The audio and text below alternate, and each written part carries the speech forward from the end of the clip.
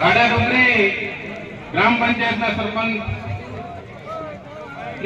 જોરદાર આયોજન કર્યું કે મને 2 મિનિટ માટે બોલવા માટે આપ્યું છે, એમના ખૂબ ખૂબ ધન્યવાદ.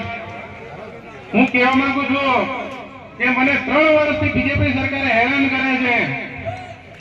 નર્મદાના પાણી માટે 3 વર્ષ સુધી લડાઈ કરી છે હું, અને માત્ર ને માત્ર રૂમડિયા ગ્રામ પંચાયતમાં નર્મદાનું પાણી પીવા માટે નદીમાં છોડેલું છે હું.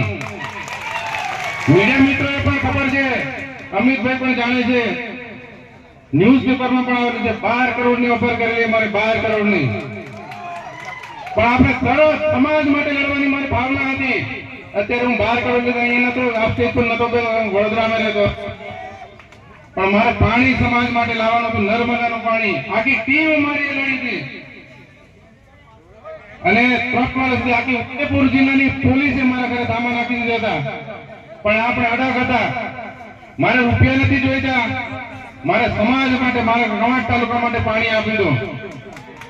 અત્યારે કવાંટ તાલુકાની અંદર રૂમડિયાનું ગામ છે કે ફક્ત રૂમડિયામાં જ પાણી પડે છે, નદીમાં અમે સિંચાઈ કરીએ છીએ, ખુલ્લે દી ગઈએ છીએ પાછળ પડે.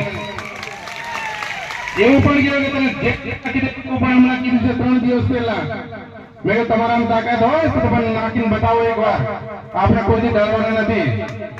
એટલા માટે હું ચેતરભાઈનો સાથ આપવા માટે હું આવી ગયો છું. અને હમણાં માટે આમ આદમી કોંગ્રેસ વાળી છોડીને હું આમ આદમી પાર્ટીમાં આવું છું. કોંગ્રેસ વાળાએ મને ઓફર કરી કે તમને તાલુકા પંચાયતના પ્રમુખ બનાવીએ, જિલ્લાના પણ બનાવી દઈએ, પણ મારે કીધું મારે ભ્રષ્ટ પાર્ટી જોડે ભેદ નથી. જે સચ્ચાઈ માટે લડે છે, હું વિચારધારા જોડાયો છું, આમ આદમી વિચારધારા સાથે મારે પાર્ટી જોડે કોઈ પણ વિચારધારા કે આપણા સમાજને કામ લાગે એના માટે હું સહયોગ કરું છું.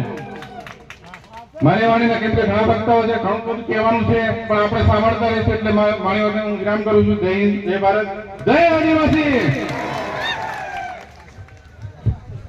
ખૂબ સરસ સાહેબશ્રીએ માર્ગદર્શન આપ્યું છે.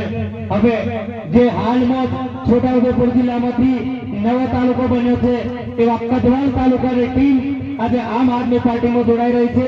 તો કદવાલ તાલુકાની ટીમને વિનંતી કરું કે આવો સાહેબશ્રીના હસ્તે સ્વાગત કરે.